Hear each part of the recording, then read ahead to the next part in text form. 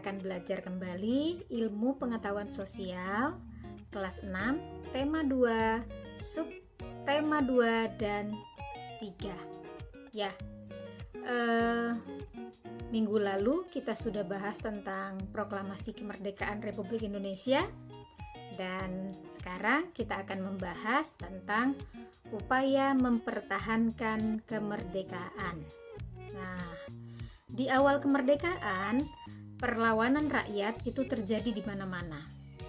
Perjuangan rakyat juga dalam mempertahankan kemerdekaan Indonesia dilakukan dengan dua cara. Yang pertama adalah perlawanan fisik. Nah, kalau perlawanan fisik itu adalah perlawanan dengan kontak senjata, ya. Sedangkan perlawanan diplomasi, perjuangan dan perlawanannya dilakukan di meja-meja perundingan. Kita akan lihat upaya melalui perlawanan fisik ya. Di kelas 5 yang lalu, anak-anak sudah mempelajari ini. Ketika itu ada peristiwa heroik ya yang terjadi. Nah, kita akan lihat yang pertama adalah pertempuran 10 November 1945 di Surabaya. Ya.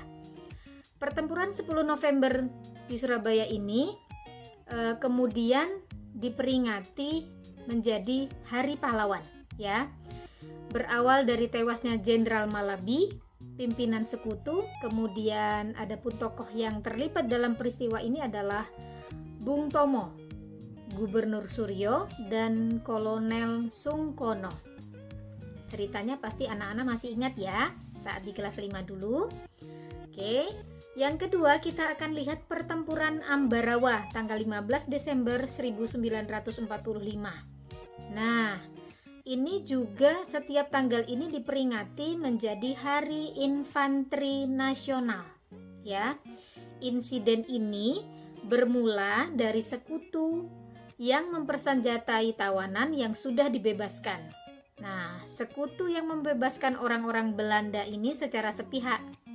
Ya, tokoh-tokoh yang terlibat dalam peristiwa ini adalah Kolonel Isdiman dan Kolonel Sudirman. Yang ketiga, kita akan lihat peristiwa Bandung Lautan Api. Tanggal berapa? 23 Maret 1946. Ya, jadi tadi 45, lalu di Bandung juga terjadi ya. Nah, insiden ini terjadi bermula dari ultimatum sekutu meminta senjata yang diperoleh dari tentara Jepang untuk diserahkan kepada sekutu. Ya nggak mau dong. Rakyat Bandung menolak, bahkan membakar kota Bandung agar tidak bisa dikuasai oleh sekutu. Nah, daripada Bandung diambil oleh mereka, akhirnya rakyat memutuskan untuk membakar. Makanya peristiwanya disebut Bandung Lautan Api, ya. Tokoh yang terlibat di sini siapa aja? Ada Muhammad Toha, Abdul Haris Nasution, dan Suryadi Suryadharma. Lalu kita melihat di Pulau Sumatera ada Medan Area, itu terjadinya tanggal 10 Desember 1945. Nah, peristiwa ini terjadi karena Belanda itu menginjak bendera merah putih. Marah dong rakyat di Medan ya. Tokoh yang terlibat dalam peristiwa ini siapa? Ya benar, Ahmad Thohir. Nah, yang kelima adalah serangan umum 1 Maret 1949. Ini terjadi di kota kita ya, di Yogyakarta. Nah, anak-anak pernah tahu di ujung Malioboro di kilometer 0 itu ada Tugu ya, serangan umum 1 Maret. Nah, kalian bisa lihat bangunan bersejarahnya ada di sana. Peristiwa ini dipicu Belanda yang menduduki kota Yogyakarta dan mempropagandakan bahwa TNI telah hancur. Nah, tokoh yang terlibat dalam peristiwa ini siapa? Soeharto ya, waktu itu beliau sudah menjabat menjadi Letnan Kolonel Soeharto dan Sultan Hamengkubuwono ke-9 ya. Kita beralih ke yang berikutnya yaitu agresi militer Belanda. Nah, agresi militer ini apa sih? Ya, ini aksi polisionil atau bisa dikenal dengan agresi militer Belanda adalah operasi militer yang dilancarkan oleh militer Belanda di Jawa dan Sumatera terhadap Republik Indonesia. Nah, agresi militer Belanda ini terjadi 2 kali, ya, yaitu dilaksanakan tanggal 21 Juli sampai 5 Agustus 1947. Ini namanya agresi pertama, aksi pertama ya. Dan dari tanggal 19 Desember 1948 sampai 5 Januari 1949. Nah, agresi militer pertama ini ternyata menimbulkan reaksi yang hebat dari dunia internasional. Pada tanggal 30 Juli 1947, pemerintah India dan Australia mengajukan permintaan resmi agar masalah Indonesia ini segera dimasukkan dalam daftar acara Dewan Keamanan PBB. Pada tanggal 1 Agustus 1947, Dewan Keamanan PBB memerintahkan penghentian dari kedua belah pihak yang mulai berlaku tanggal 4 Agustus 1947.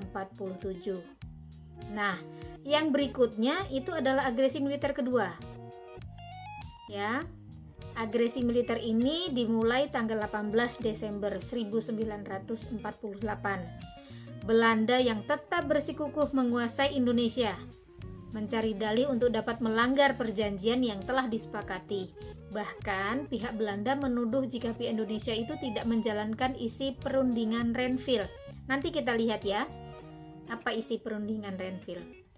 Oleh karena itu, pihak TNI dan pemerintah Indonesia sudah memperhitungkan bahwa sewaktu-waktu Belanda akan melakukan aksi militernya untuk menghancurkan Republik Indonesia. Dengan kekuatan senjata untuk menghadapi kekuatan Belanda itu didirikanlah Markas Komando Jawa, disingkatnya NIBKD, yang dipimpin oleh Kolonel Abdul Haris Nasution, dan Markas Besar Sumatera, disingkat MBKS, yang dipimpin oleh Kolonel Hidayat. Nah, Belanda melancarkan agresi yang kedua ini dengan menggempur ibu kota Republik Indonesia, yaitu di Yogyakarta waktu itu ya. Pada agresi kedua ini telah berubah nama ya menjadi KTN, Komisi Tiga Negara, menjadi UNCI. Dan pada agresi militer Belanda kedua ini, TNI meluncurkan serangan umum 1 Maret 1949 yang dalam waktu 6 jam TNI berhasil merebut kembali Yogyakarta. Nah, ini dia sejarahnya. Kita tadi sudah bicara upaya mempertahankan kemerdekaan itu melalui perlawanan fisik. Nah, ternyata ini juga ada melalui jalur diplomasi, yaitu ada 4 ya. Perjanjian Linggajati, yang kedua perjanjian Renville, yang ketiga perjanjian Rumroyen, dan keempat konferensi Meja Bundar. Kita akan lihat satu-satu ya. Perjanjian Linggajati. Nah, tokohnya siapa saja yang ada ketika dalam perjanjian bersejarah ini ya? Indonesia diwakili oleh Sultan Syahrir ya sebagai ketua. Lalu ditemani oleh Aka Gani, Susanto, Tirto Projo, dan Muhammad Rum.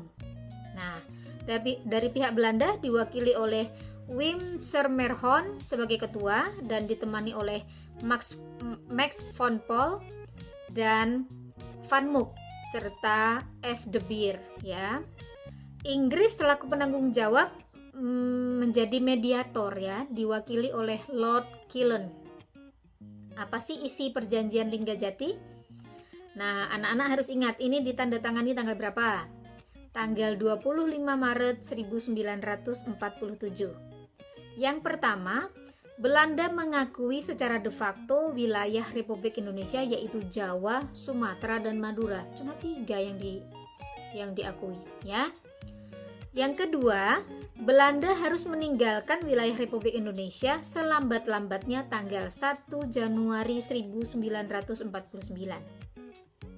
Yang ketiga, Belanda dan Indonesia sepakat membentuk Negara Republik Indonesia Serikat atau disingkat RIS ya, RIS. Yang keempat, Republik Indonesia Serikat harus bergabung dengan negara-negara persemakmuran di bawah kerajaan Belanda. Nah, tentu saja ada yang merugikan kita ya isi perjanjian ini. Ya. Lalu yang kedua, perjanjian Renville. Nah, delegasi Indonesia diwakili oleh siapa? Oleh Amir Syarifuddin sebagai ketua. Lalu ada Ali Sastromijoyo, Haji Agus Salim, Dr. Jeleimena, Dr. Kotiklen, dan Nasrun. Dari Belanda diwakili oleh Abdul Qadir Wijoyo Atmojo sebagai ketua, Mr. Van Vredenburg, Dr. Coates, dan Somokil. Nah, ada PBB nih sebagai mediator diwakili oleh Frank Graham dan Paul van Zelen dan Richard Kirby. Isi perjanjiannya apa? Oh ya, kita harus ingat dulu nih tanggalnya. Tanggal penandatanganannya tanggal 17 Januari 1948. Isinya adalah yang pertama, wilayah Republik Indonesia yang diakui Belanda hanya Yogyakarta, Jawa Tengah, dan Sumatera. Yang kedua, wilayah kekuasaan Indonesia dengan Belanda itu dipisahkan oleh garis. Nah, disebut garis Van Mook. Ya. Yang ketiga, TNI harus ditarik mundur dari Jawa Barat dan Jawa Timur atau wilayah-wilayah kekuasaan Belanda. Nah, lalu perundingan apa lagi nih yang dilakukan dengan upaya diplomasi ya? Yang ketiga adalah perjanjian Roem-Royen. Nah, ini yang paling lama nih, hampir sebulan perjanjian ini. Dimulai tanggal 14 April 1949 dan akhirnya menemukan titik temu saat penandatanganan tanggal 7 Mei 1949. Wah, lama ya. Di Hotel Des Indes Jakarta.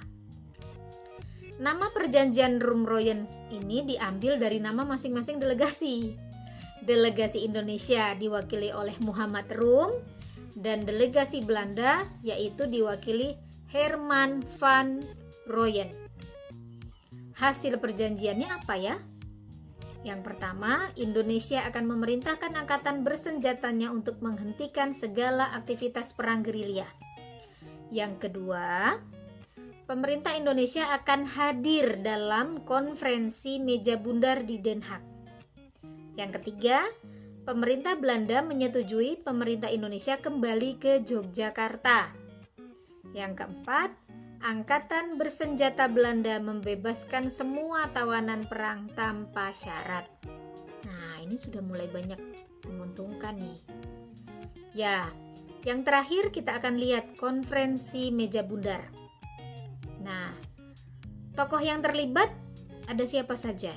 Ya, dari delegasi Belanda sendiri dipimpin oleh Marseven dan dari Indonesia oleh Muhammad Hatta. Ada juga perwakilan dari organisasi negara-negara bagian ya, BFO yang dipimpin oleh Sultan Hamid II.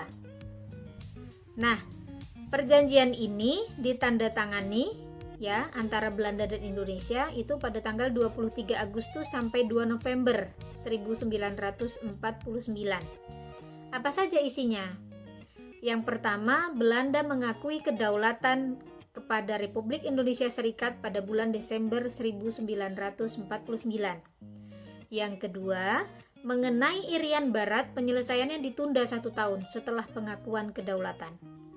Berarti nanti di tahun 1950. Yang ketiga, antara Republik Indonesia Serikat dan Kerajaan Belanda akan diadakan hubungan Uni Indonesia Belanda yang diketuai oleh Ratu Belanda.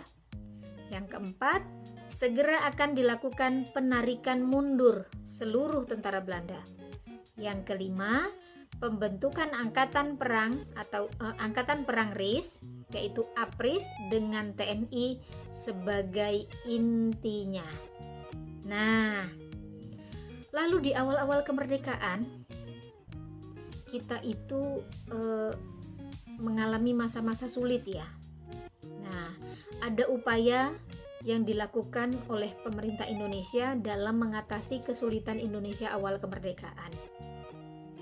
Apa saja? Kita akan lihat. Yang pertama yaitu pinjaman nasional. Ini ada program pinjaman nasional dilaksanakan oleh Menteri Keuangan, waktu itu adalah Insinyur Surahman, dengan persetujuan BPKNIP. Pinjaman nasional akan dibayar kembali selama jangka waktu 40 tahun. Wah, ini proyek yang panjang ya. Besar pinjaman yang dilakukan pada bulan Juli 1946 sebesar 1 miliar. Pada tahun pertama berhasil dikumpulkan uang sejumlah 500 juta. Nah, sukses yang dicapai ini menunjukkan besarnya dukungan dan kepercayaan rakyat kepada pemerintah Republik Indonesia. Alhamdulillah ya. Yang kedua, dilakukan konferensi ekonomi, yaitu di bulan Februari 1946. Konferensi ini dihadiri oleh para cendekiawan, para gubernur dan para pejabat lainnya yang bertanggung jawab langsung mengenai masalah ekonomi di Jawa. Konferensi ini dipimpin oleh Menteri Kemakmuran Insinyur Darmawan Mangunkusumo. Tujuannya adalah untuk memperoleh kesepakatan yang bulat dalam menanggulangi masalah-masalah ekonomi yang mendesak. Masalahnya apa saja? Banyak loh masalahnya. Nah, yang pertama, masalah produksi dan distribusi makanan. Dalam masalah produksi dan distribusi bahan makanan ini disepakati bahwa sistem autarki lokal sebagai kelanjutan dari sistem ekonomi perang Jepang secara berangsur-angsur akan dihanguskan dan diganti dengan sistem desentralisasi. Yang kedua, masalah sandang. Nah, disepakati bahwa Badan Pengawasan Makanan Rakyat diganti dengan Badan Persediaan dan Pembagian Makanan (PPBM) yang dipimpin oleh Dr. Sudarsono dan di bawah pengawasan Kementerian Kemakmuran. PPBM dapat dianggap sebagai awal dari terbentuknya Badan Urusan Logistik yang sekarang anak-anak kenal Bulog ya. Lalu status dan administrasi perkebunan. Nah, mengenai masalah penilaian kembali status dan administrasi perkebunan ini merupakan perusahaan vital bagi Republik Indonesia. Konferensi ini menyumbangkan beberapa pokok pikiran. Pada masa Kabinet Syahrir, persoalan status dan administrasi perkebunan ini dapat diselesaikan. Semua perkebunan dikuasai oleh negara dengan sistem sentralisasi di bawah pengawasan Kementerian Kemakmuran. Ya. Lalu ada pembentukan Badan Perancang Ekonomi atau Planning Board. Itu tanggal 19 Januari 1947 ya. Pembentukan badan ini atas inisiatif dari Menteri Kemakmuran Dr. A.K. Ghani. Badan ini merupakan badan tetap yang bertugas membuat rencana pembangunan ekonomi untuk jangka waktu 2-3 tahun. Pada bulan April 1947, Badan Perancang ini diperluas menjadi panitia pemikir siasat ekonomi yang dipimpin langsung oleh Wakil Presiden yaitu Muhammad Hatta. Sedangkan A.K. Ghani sebagai wakilnya, dan panitia ini bertugas mempelajari, mengumpulkan data, dan memberikan saran kepada pemerintah dalam merencanakan pembangunan ekonomi dan dalam rangka melakukan perundingan dengan pihak Belanda. Ya. Lalu yang keempat, ada rekonstruksi dan rasionalisasi angkatan perang, disingkat RERA pada tahun 1948 ya. Program ini diprakarsai oleh Wakil Presiden yaitu Dr. Andes Muhammad Hatta. Dimaksudkan untuk mengurangi beban negara dalam bidang ekonomi di samping meningkatkan efisiensi. Rasionalisasi ini meliputi penyempurnaan administrasi negara, angkatan perang dan aparat ekonomi. Sejumlah satuan angkatan perang dikurangi secara drastis. Selanjutnya, tenaga-tenaga bekas angkatan perang ini disalurkan ke bidang-bidang produktif dan diurus oleh Kementerian Pembangunan dan Pemuda. Nah, yang kelima kita akan lihat adalah rencana Kasimo namanya, yaitu Kasimo Plan.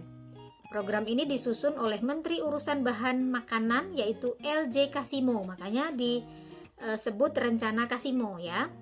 Pada dasarnya program ini berupa rencana produksi 3 tahun, yaitu tahun 1948 sampai 1950. Mengenai usaha swasembada pangan dengan beberapa petunjuk pelaksanaan yang praktis untuk meningkatkan produksi bahan pangan dalam program ini. Nah ya, program ini Casimonya menyarankan agar ngapain ini, harus ngapain ya. Yang pertama, menanami tanah-tanah kosong di Sumatera Timur. Wah, luas sekali loh. 281.277 hektar. Di Jawa dilakukan intensifikasi dengan menanam bibit unggul. Yang ketiga, pencegahan penyembelihan hewan-hewan yang berperan penting bagi produksi pangan. Lalu di setiap desa dibentuk kebun-kebun bibit. Dan yang terakhir dilakukan transmigrasi. Nah, yang terakhir adalah Persatuan Tenaga Ekonomi atau disingkat PTE. Organisasi yang dipimpin B.R. Motik ini bertujuan untuk menggiatkan kembali partisipasi pengusaha swasta. Dengan dibentuknya PTE juga diharapkan dapat melenyapkan individualisasi di kalangan organisasi pedagang, sehingga dapat memperkokoh ketahanan ekonomi bangsa Indonesia. Nah, pemerintah menganjurkan agar daerah usaha-usaha yang dilakukan oleh PTE, akan tetapi nampaknya PTE ini tidak dapat berjalan dengan baik, sehingga PTE hanya mampu mendirikan Bank PTE di Yogyakarta dengan modal awal 5 juta. Ya. Kegiatan PTE semakin mundur akibat dari agresi militer Belanda. Selain PTE, perdagangan swasta lainnya yang juga membantu usaha ekonomi pemerintah adalah Banking and Trading Corporation, yaitu perseroan bank dan perdagangan. Nah, anak-anak semua, sekian penjelasan Bu Hanung tentang upaya mempertahankan kemerdekaan. Ya, selamat belajar di rumah dan sampai jumpa lagi di tema berikutnya. Dadah.